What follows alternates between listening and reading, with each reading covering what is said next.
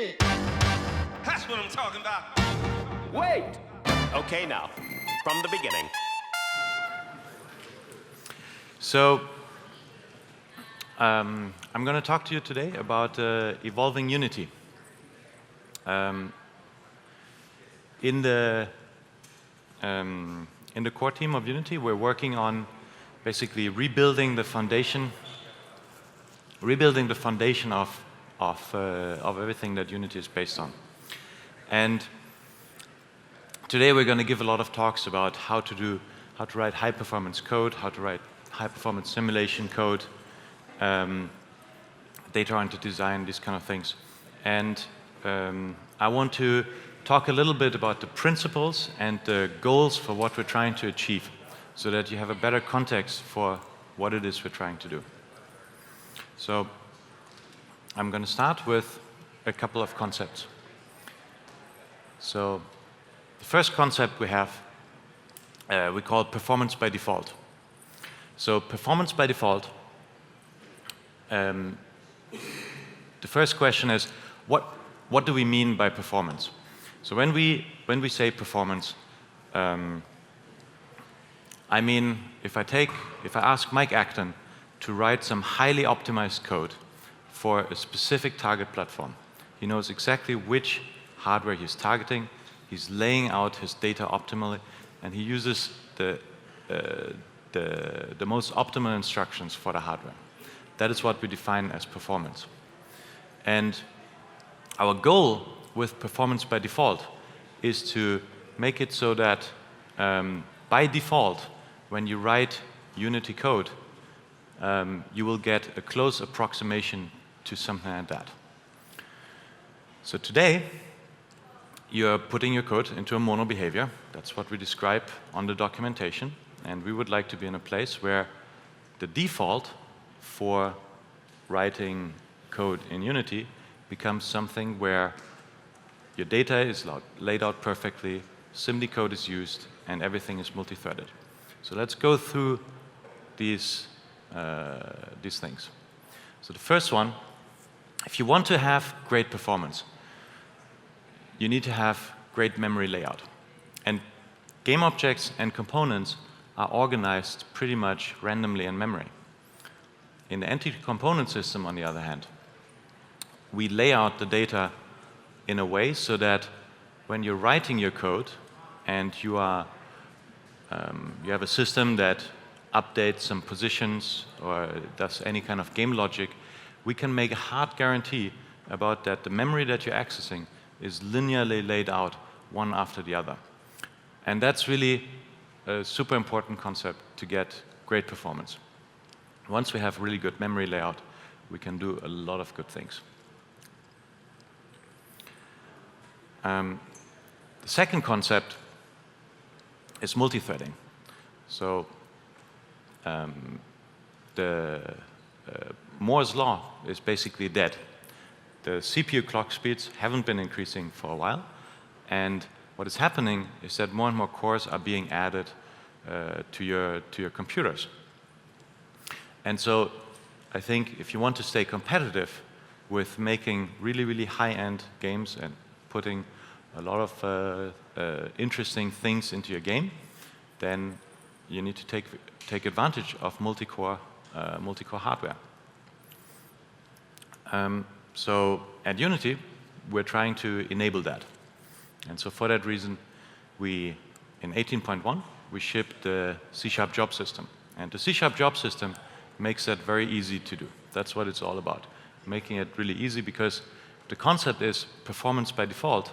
We can only make something by default if it's easy enough, right? Because otherwise,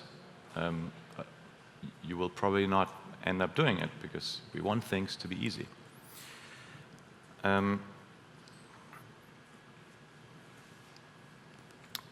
The next part of performance is the burst compiler. So Unity, today, you're writing your code in C#, and then you're either compiling it with IL to CPP or with Mono. And what the burst compiler is all about is that it is a specialized compiler that is made specifically for C# jobs. So in C# jobs, there's a lot of rules about how you have to write code. As an example, there is no garbage collected memory in a C# job. All the memory is buffers that are allocated from sort of like a C++ allocator. And so there's a lot of rules we can establish about a C# job. And the burst compiler is a specialized compiler that takes advantage of that.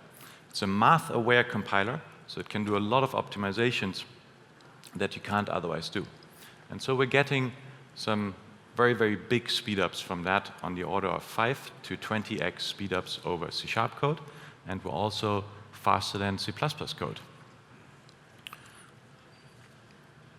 With, again, very simple code, because at the end of the day, if it's not simple, then we can't make it a default.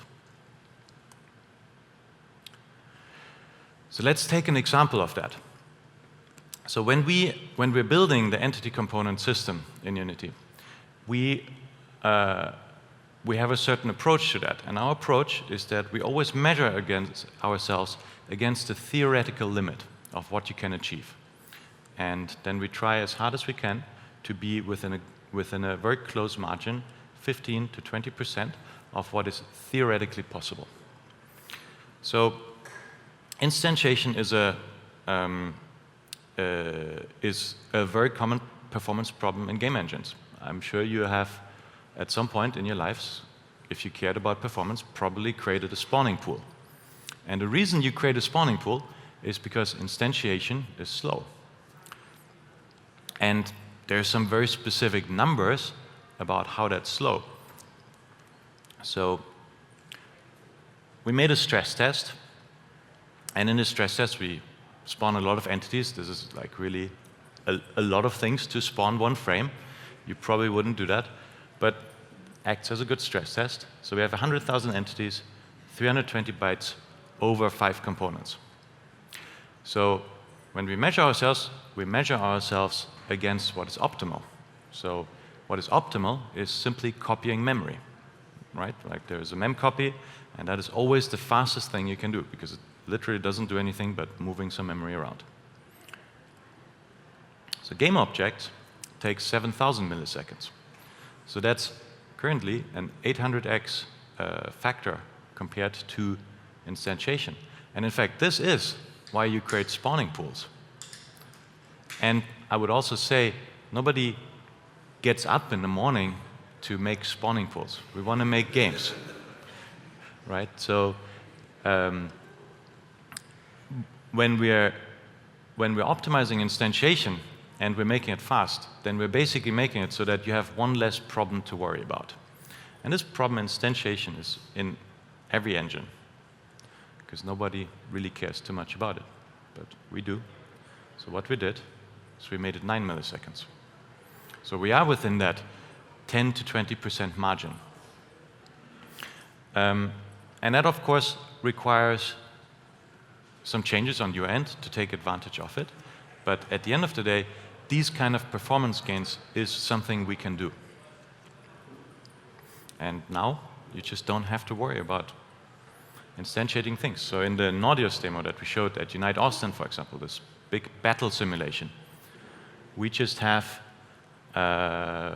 like 10,000 arrows. We just spawn them all in the same frame, and we just instantiate them, because why not?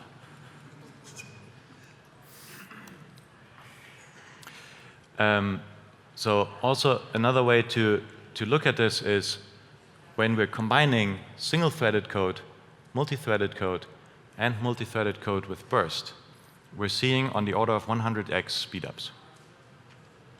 And that's not sort of like a crazy outlier. When you combine all these pieces together, data-oriented design, single-threaded, multi-threaded code, and the burst compiler, you will get these level of speedups. I mean, that doesn't mean your game as a whole will run faster, because maybe you're rendering bound, and if you make your simulation code faster, that will not help you much. But if you have a simulation code problem, you can get these speedups. And there's one more thing to point out about performance. So or particularly multithreading. Multithreading on mobile is actually very important because the best way to preserve battery consumption and prevent the devices from heating up is to simply make your game run incredibly fast, go wide on multiple cores, make your game run 200 frames per second, but then you just get your frame done in 4 milliseconds, in 10 milliseconds, whatever, and then you just wait for 20. So basically just getting your game load done, get everything done, and then you just let the machine sleep. And that is how you can preserve battery consumption. That's how you can reduce heat on the device. So multithreading is actually exceptionally useful when you try to make mobile games that really scale and that run really well on phones.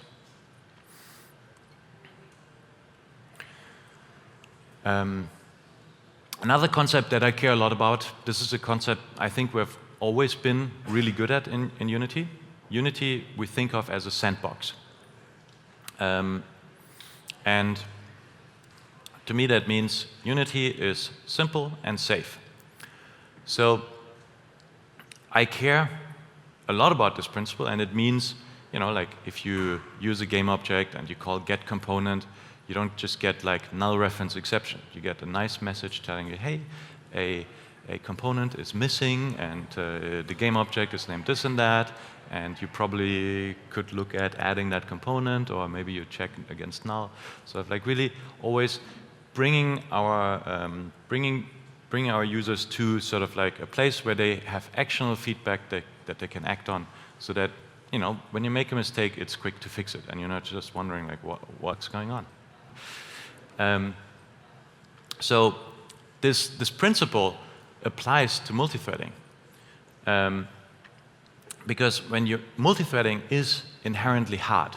It's a hard problem, and so our principle is basically we need to make it simple and safe. It needs to be a sandbox, and that means it must be impossible to create race conditions. Because if you can create race conditions, it's super easy to shoot yourself in the foot and have a mistake that stays in your game, and you notice a day before shipping, and then everyone cries. And we don't want that. We want to be happy while developing, so why don't we just make it so that when you create a race condition, accidentally, somewhere in your code, you get an error message right away, as soon as you enter play mode. That's what we have. And these error messages, I spent 4 days of my life on those, like on the wording. It's important, like really getting that kind of thing exactly right, so that, you know, like even if you're a junior programmer, you have never done multithreading before, we can convey these principles by having this sandbox where it's safe and simple to write multithreaded code and always keeping you on the right path. Okay.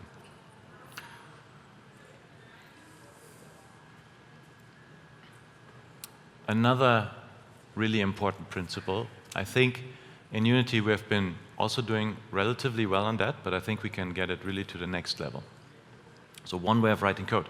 What we have done in the past is making editor code and runtime code be pretty much the same. And that's useful because you learn one thing, you know how to create a game object, add components. If you write editor code, you just do the same. Now you already know a lot of the API that you need in the editor. So that's useful. But what if we could write engine code exactly the same way we write game code? Today, we create a barrier between how we write code, which is in C++, and how you guys write code, which is in C#. What if we could write most of our engine code actually in C#, and there wouldn't really be a difference between engine code and game code? What if you could just go into every piece of engine code and modify it? What if all of it was available with the Pro license with source code, and you could just take each part and modify it? I think that would be great. And I think it would create a much closer connection between the productions using Unity and the engineers working on the code. Another concept about one way of writing code is we want to scale all the way from tiny to high end. So all the way from we have a small runtime that we're developing using the entity component system, and that can fit into 74 kilobytes of executable. So this is super useful when you're making games that have to run in the browser, messenger games, games that are running in an ad. Those kind of formats are super important. And there's more and more kinds of devices that want to support that. So we want to really support that well. And we want to also all the way support these super high performance workloads where you're just putting a lot of stuff into your game. And we want to make that in a single way of writing code. So you learn one way of doing it, and it actually scales. That's the goal. Then there's this other thing, asset pipelines. What do asset pipelines do? They just cache some state. Like we have an FBX importer, it produces essentially a scene, and then that gets cached. But what if we could cache anywhere? And what if all the code we write could be written the same way? Because, for example, if I'm making a moddable game, wouldn't it be nice if I could use the FBX importer at runtime? That should be your choice, right? I mean, most of the time that doesn't make sense. You want nicely packed data that you can load at runtime in a super efficient way, so having the FBX importer there doesn't really help us. But there are use cases where you do want to load an FBX file at runtime because you want your modding community to put those models into your game. So that's super useful. So writing code in a unified way, I think, will help us with that. And all of this, we're building on this new component system concept because it allows us to do all of these things in a really good way. Okay, then we have the concept of iteration time. So iteration time is super important. Nobody likes to wait. And when I have to wait for something to happen, compile times, changing an FBX file, it makes me angry. And it's not a good feeling. And I want everyone to be happy when making games. So we need to make sure that iteration time is amazing for everything. And we have a very specific metric on that we want to measure ourselves against. And that's 500 milliseconds. 500 milliseconds is a number where you don't feel like you're waiting. You can see that if you search something with Google, you will see it will always give you a result back in less than 500 milliseconds, and that's why it feels good. So we want to have that principle inside Unity. So we have a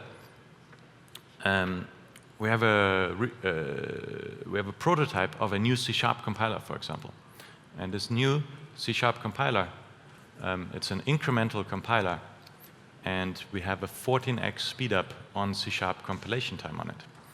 And we're gonna keep working on that, and we're gonna drive this number until we get to this. And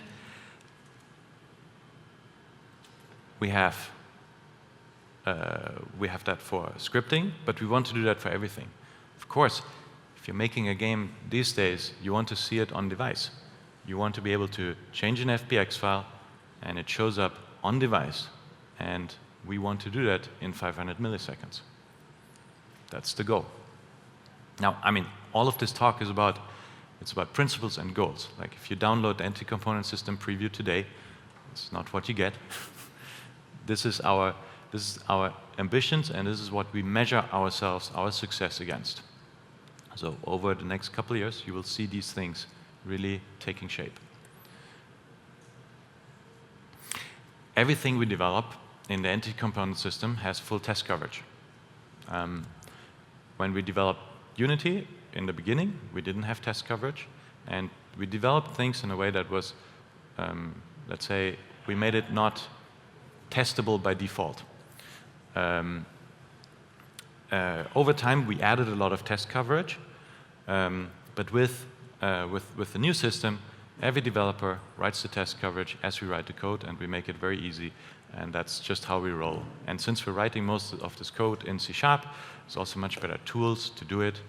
And that is just how we roll in the engine, because there's a lot of people relying on that stuff being rock solid.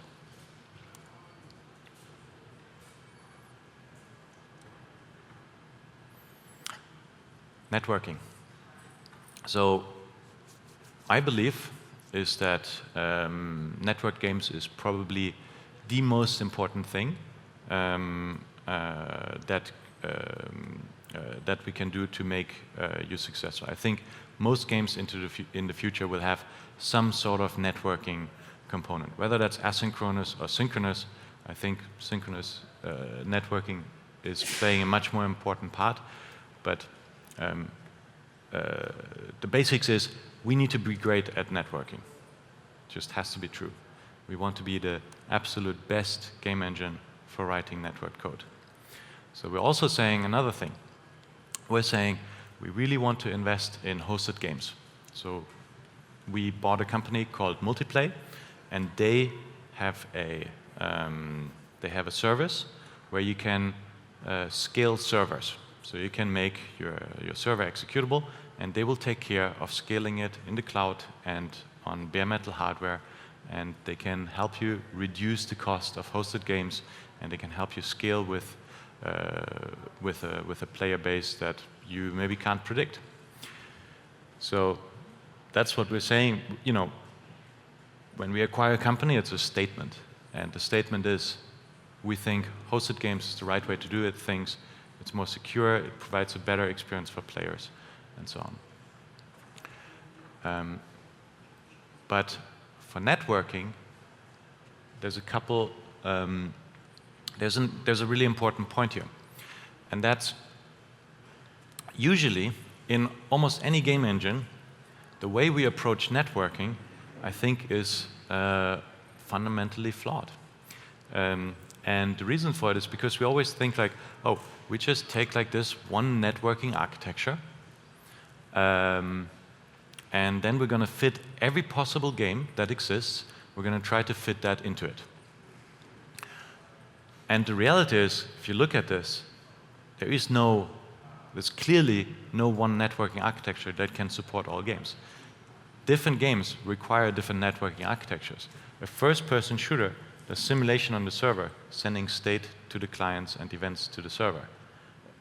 A real-time strategy game does the whole simulation on each machine in lockstep with a deterministic simulation. So they are just different. And the way we are architecting Unity is to really admit that that is true, and then building around it, making it sort of like 3 modular packages that you can plug into your game.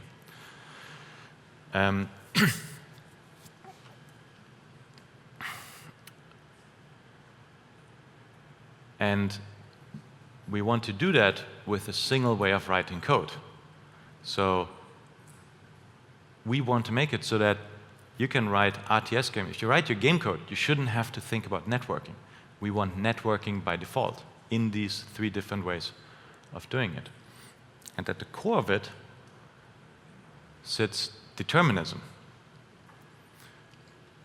All 3 networking architectures, in one form or another, require great networking support. They require great determinism support. If you're making a real-time strategy game, you need to have determinism. You can't do it any other way, right? Like the 2 computers have to actually simulate the same thing.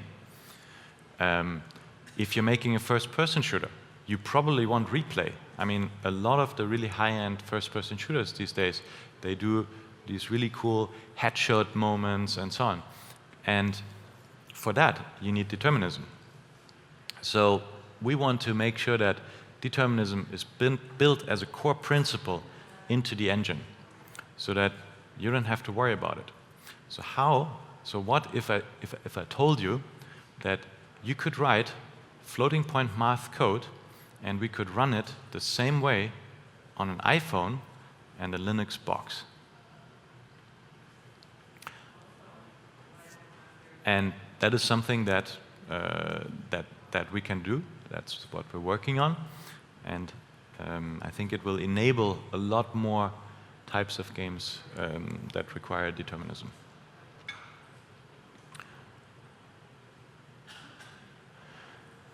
Then a super important concept that we have is packages. So today, we ship Unity as one big monolithic product. And what we really want to do is we want to be better at collaborating with our users really closely. So we have done, when we worked on the entity component system, for example, we worked with a company called Naudius, and that was a really great collaboration because we could sit next to them and we could make a change to the engine, we could see it hot reload in the editor, and we could deliver changes really quickly and just work almost on the same code base while working actually on the engine. And I think today that is difficult to do because of this. If you have a monolithic engine, today it takes us, because of our release cycle, it takes us 4 months to get production feedback.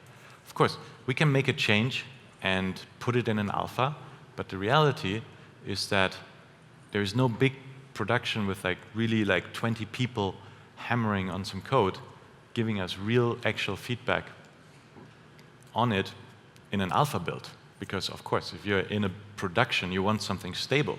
So that means the time to actually get the real feedback is 4 months. But what if all this engine code, you could just get it in a package and you could just get the part you want? Like what if I'm just interested in the latest things for AI? All the other code, the rendering, I don't want to break it. I just want to get the latest stuff in AI. I can see what has changed exactly in that area, and I just pull that. And I can do that while the editor is running. I think that would really fundamentally transform how we can work with our users, and would make it much easier to collaborate. So really, the team working on a feature owns it, and they can collaborate with customers directly, so that within 5 minutes of me having done a change, I mean, of course, I have to do the change first, but I committed, and you could try it out. Like, if we can do that, I think it will be pretty amazing. So, all of what we're doing is about evolving Unity. And the key part here is that it's super important that we bring everyone along on this journey. And I think the fact is that this is a new way of writing code, and it has a lot of advantages, and we're talking a lot about those. But at the end of the day, the only one who can convince you that this is actually a good idea is yourself. So that's why we're saying we want to make it so that within 30 minutes you can try out Unity with the entity component system, take an existing project with MonoBehaviours, and switch out a single MonoBehaviour to the entity component system, and just get a feeling for how things work, and if it makes sense for you, and if you actually see some of these gains that we're talking about. So that's the experience we want to achieve. I don't think we have that today. That's what we're working towards, but we're putting a lot of effort into making this really happen. And in some of the, like when you use it, I think you can see some of the principles of that reflected in the code. So really making it easy so that you can prove to yourself that this different way of writing code actually makes sense, and that you can try it on one piece so that then you can decide, okay, cool, maybe now I'll make a whole game like that. That's the idea. So we want you to convince yourself that this is a good idea. All right, so we have a public preview available. You can go to this. You can go to this link. You can download it. You can play with it. This is a preview. It's not production ready, but we'd like to invite everyone to give it a shot, try it out, see how it works for you. There's a forum where we are really active, supporting anyone who wants to try it out. And yeah, you can try it out, have some fun. And I'm sure some of you will want to ship a game on it. That's okay. We're not preventing you, but we're also not committing to that this is production ready. The code itself is relatively stable, but I would say it's missing a lot of features that we would really want. But if it works for you, then why not? So that's a lot of talk. I want to show you a little bit of code so that you can understand what that means in a very, very, very simple example. So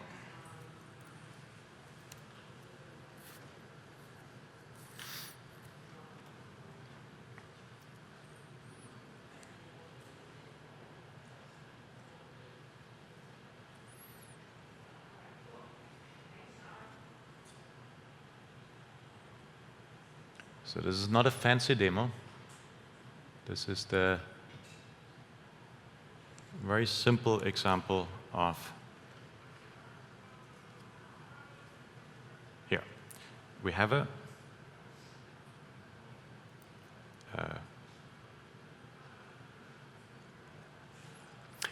I'm going to skip that demo. I'm going to show you the code instead. I should have probably run the demo before instead of changing some code last night. The code you write today looks like this. So we're just doing this very simple thing. We're just rotating a cube around itself. That's all we're doing. So we have a speed value where we define in an inspector, you attach it to a GameObject with a component. It's still the same concept. You attach a component with a speed value. Then you have an update method. This is your behavior, right? Your data is the speed. Your update method is the behavior. You have a delta time that you take. You take a rotation. You multiply it. You rotate the thing around the up axis by that speed. So it just rotates with the speed. Okay. The simplest way to transform this type of code is like this. The key part to think about here is you want to separate the data from the behavior. And that's exactly what this step is about. So you're saying, here's a MonoBehaviour. So you can interact with existing MonoBehaviours. You don't have to work in all this new data-oriented design style, beautiful memory layouts. You can do simple stuff with existing MonoBehaviours, rigid bodies, transforms, whatever you want to use. So we just have the data. That's it. That's the component. You can attach it. You can change the values. Same thing. The behavior moves into the component system. And this component system is responsible for updating all of the rotation speed hybrid game objects. So we're basically saying here, okay, I would like to iterate, right here, we're saying we're iterating over these two component types. So we're iterating over something that has a transform and rotation speed. So for this system to do anything, you need to have both of those. So it will just ignore entities that don't have both of those. And then we simply iterate over each one. We take the rotation, multiply it, same code as before, take the angle axis, and that's it. Simple code. And the first thing that you can see here is that simple optimization opportunities simply show up just because of how you structure this code. So for example, in the first example, if you have like 20 of these, 100 of these, or many more, every time you call update, you fetch the delta time. But you know, there's a cost to that. Here, we know the delta time doesn't change between this loop, so we can just move it out of the loop. And that makes it really easy to get these kind of speedups. So just by looking at it in a little bit different way, you can get performance gains. And that's really cool. But now the memory is still laid out pretty much as MonoBehaviours work, kind of like randomly. You avoid virtual update call overhead, right? I mean, there is a cost to this function being called in MonoBehaviours. And here, everything is in one function. So there's a good speed up just from this. So sometimes if you get started, this is a good way to start. I mean, you will get some speed up. You'll not get the 100x we're talking about, but you know, like maybe a 1 to 2x speed up. That's something. And you're structuring your code in a way that is, I think, actually simpler to work with when you have a lot of game code, because the MonoBehaviour structure can be a bit hard to reason about. But the next step, this is how the code looks if you're trying to write really the optimal code. So first, we're going to use the job component system. So the job component system, what we're saying is, we're just, on the main thread, really what we're doing is we're just scheduling jobs. And we're scheduling these jobs with dependencies between each other so that they can run asynchronously to the main thread. And we use this thing called the iJob process component data. So that's basically the same as this for loop, except the for loop is done for you. So you get this method, execute, where you get the parameters you want to work with. So we want to work with the rotation of this entity, right? We want to rotate it. And we have an input value called the rotation speed, right? Like we have these two components. They are on the same entity. Based on that, I want to run this code. And this value we're only reading, right? We're not writing to it. So we have the rotation value. We multiply it with the quaternion. We take the delta time, multiply it by the speed value, rotate around it. Literally the same code as in the previous example. So that's what a job looks like.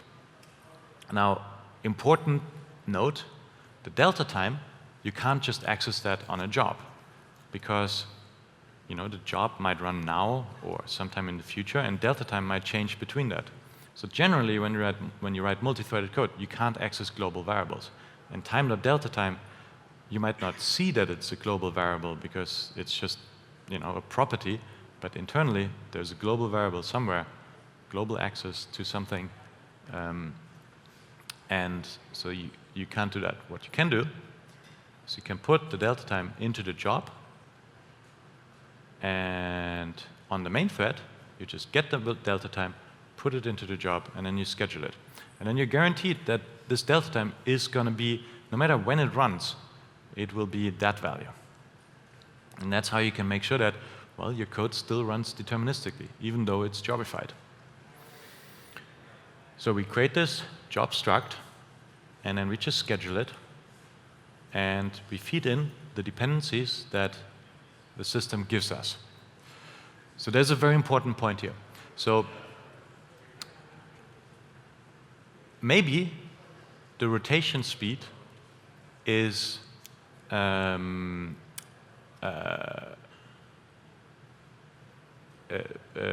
written to by something else. And maybe that happens in a job. So we want to write modular code.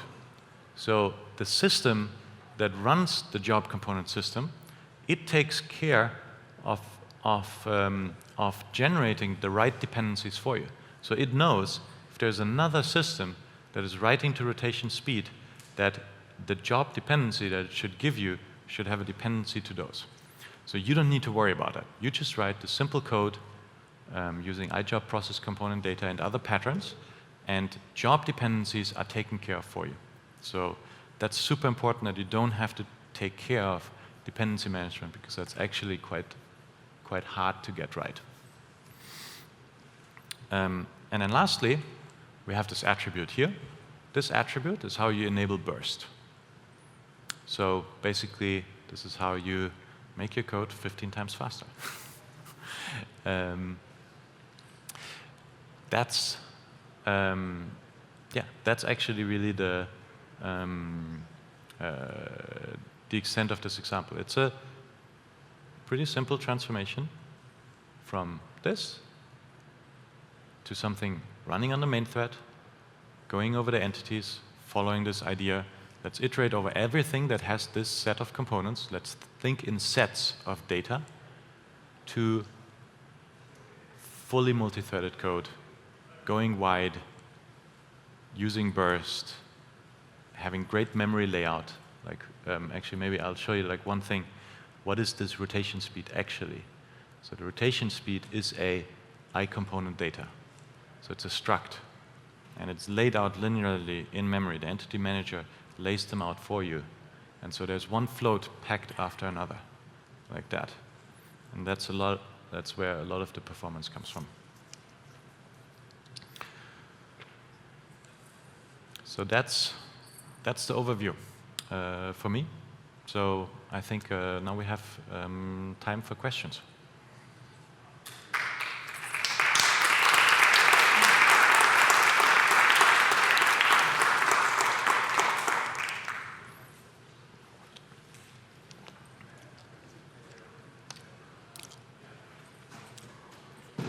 So hey, thanks, great talk.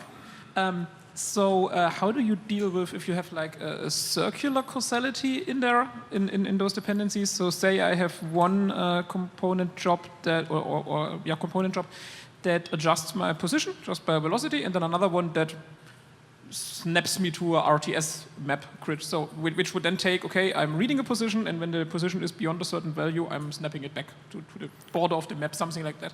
Because then you have two components that both write into position, but one component that reads position and writes position. Mm-hmm. So how do you resolve those circular dependencies? So the basic concept that we're trying to establish is that the behavior should be the same as if you execute it on the main thread.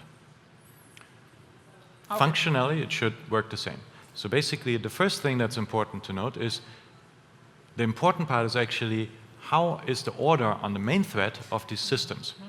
So if the system that writes to the one that snaps to the map, right. Something like so that. So if that comes first, stupid example. If that one comes first, then on the main thread, it would do it first. All the values have been changed. Cool. Then the second one runs, and it reads that data and writes to another one. That's fine. So that's the behavior we want.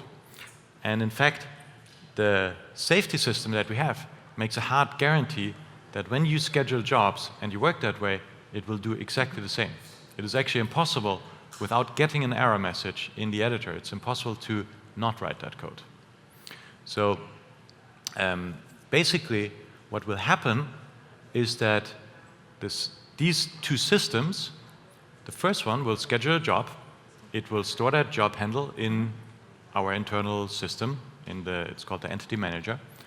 And the second system will receive an input dependency on that job that you scheduled in the previous system. I see. And so there's a dependency between them. And a dependency means there's a hard guarantee that only when the first job is done, the second job will run. So now the thing is, if you have too many dependencies, then you get very little parallelism. But the thing is, you might have other systems that work on other sets of data in parallel to each other. And on top of that, these jobs go wide, right? So the iJob process component data goes wide over many cores. So because the two entities don't affect each other in this case. And there's different cases. Sometimes you can't go wide. That's okay. Then you just have a job that goes on a single core while other systems can put their jobs in. But you express everything as dependencies, and then all of these things you can do. That makes a lot of sense. Thanks a lot. You're welcome. How does this look in the editor inspector if before? How does this look in the editor inspector if before I had 100 game objects, each with the rotator component, and I'm trying to move over to the system? What does it then look like in the inspector? So the idea is we change nothing. I mean, I think the concept of game objects, components, and you adding components, removing components, that's absolutely there. Right now, you can put an iComponent data onto a game object. There's a little bit of an awkward setup because you have to also create this wrapper component. Like you basically create a wrapper MonoBehaviour component that holds the data and then creates something into the entity manager. That's just, today that's because all of this code is actually written in C# and we haven't done full engine integration, but we will get rid of that so that it's really like everything that you create as a game object is also visible to the entity world automatically without any work at all. That's where I want to be. But the basic concept of entities or game objects, that's the same concept, and components on it, that really stays the same. We don't want to change that. That, in our mind, that works really well. Thank you. Yeah. Okay. So the basic concept, like, okay, thanks. So the basic concept of this Unity, the way the Unity doing the optimization, is that you starting to take advantage of the like SIMD approach. Mm-hmm. So I was also wondering because I did some SIMD optimization myself before. It's scale well on like PC platform like PC, but how is this kind of optimization in terms of the mobile platform? Right. So no, it's okay. I got a mic here. On mobile, there's Neon, which is a SIMD architecture. It's 4 wide. So you can get very big performance gains by taking advantage of that. That's really the same. And the burst compiler helps you do that and makes it easy. And yeah. So just one more question: do we have to like taking care of, for example, like 64-byte boundary or those kind of memory alignment platform?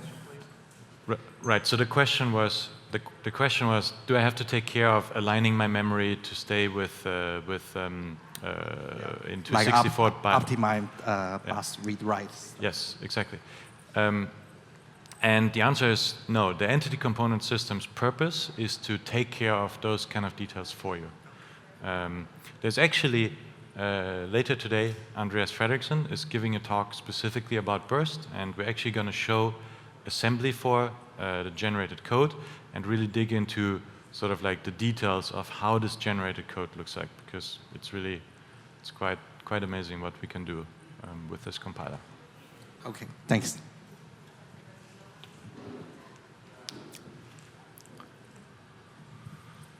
Hey, the version of C# that Unity has doesn't allow you to hold refs as locals or have them as return values. Is this system going to be prime time ready without that? Yeah, so that's a really great question. So ref support in C#6 is not having it when you do something like this sucks. So we have this new incremental compiler which supports C#7, and we have that available in a package. We have prototypes of the entity component system using it, and that's definitely the direction. I mean, the whole concept here for this whole entity component system. This is the very beginning of that journey. We will pretty soon make it so that it requires C#7 because it allows for this whole thing to work a lot better if we can rely on ref returns for sure.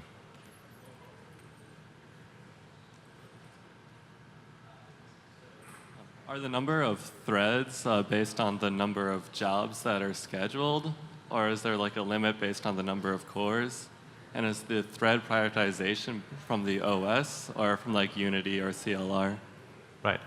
So we're using our job scheduler that we wrote for C++ several years ago, right? So for our C++ code, we've been using a job scheduler for a while. And the way it works is that it looks at how many worker threads there are on that, how many cores, how many logical cores there are on the machine.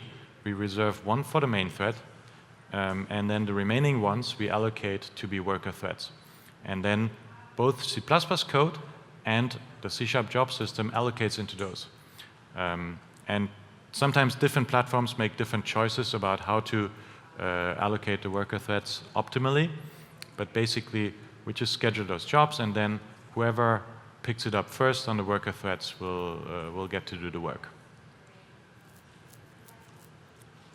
So with this new injection stuff that's going on, will there be a way to like inject values like specifically from like a scriptable object? Like if we were to do tuning stuff, values for the job scheduling instead of having it hard coded, could we have like an editor set up where we can profile and just see what happens if we change the number of number of batch sizes for stuff like the process component data up there?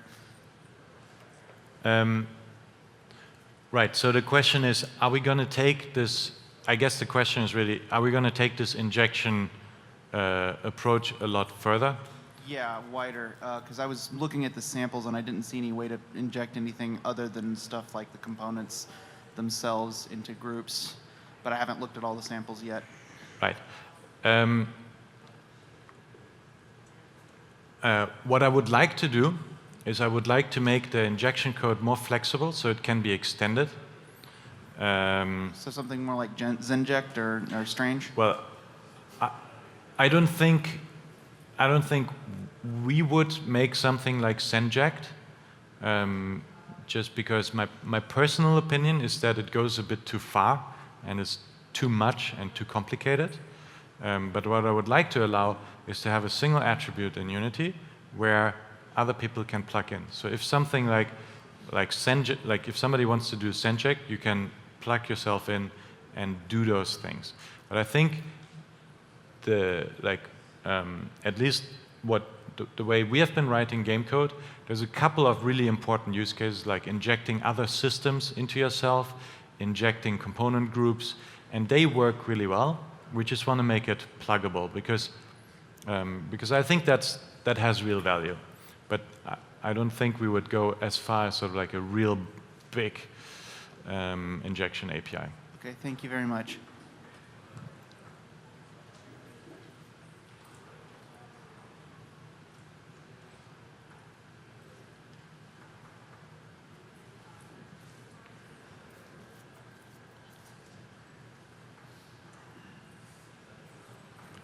Then another nerdy question. Let's take that example with like a rotation speed and say, okay, we have another thing that influences the rotation thruster or something that results from game mechanics, like pressing a button or a buff system or whatever kind of complexity you can make up. So at some point, I have to declare, okay, components can have a rotation speed and a rotation thruster and blah, blah. At this point, do I also have to tell them that the system that those two are probably appearing as chop inputs together? I mean, because if you want to reduce cache misses, then you probably want to lay out those together, or do I always have the whole component dump of the game objects in one big array? Right. So the entity component system takes care of the memory layout for you, and it groups entities in chunks based on how they're similar to each other in terms of memory layout. So by doing that, we can actually make this hard guarantee about linear memory layout. So when the inner loop for this thing, this is executed inside some outer loop, which you don't see, but this outer loop literally is a loop that increments a pointer by the fixed size of that component size. That's the inner loop. And so, if you had a piece of code where you just had one float and another float and you would copy them, you would get memcopy speed for it because it would auto-vectorize across the entities. Did I answer something else, or did that? No, I think that's close. Okay. Thanks. All right, cool.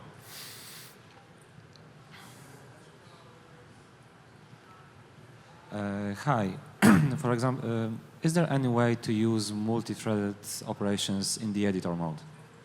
Yes. For example, the job, can I execute, for example, for some tool that generates, for example, terrain? Can I use jobs to make it faster?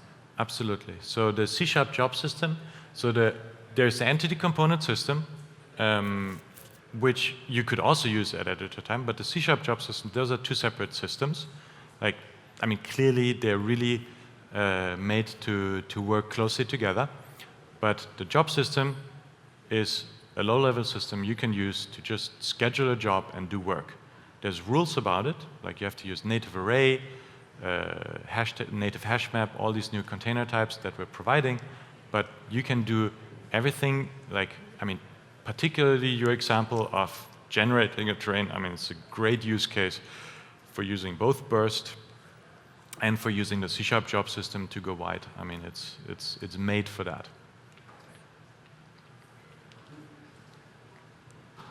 Would this also be available for editor scripting?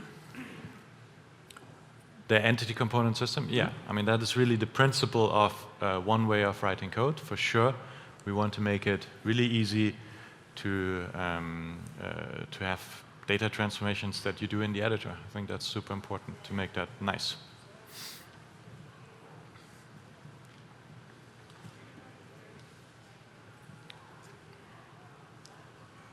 Okay, great. Well, thank you so much.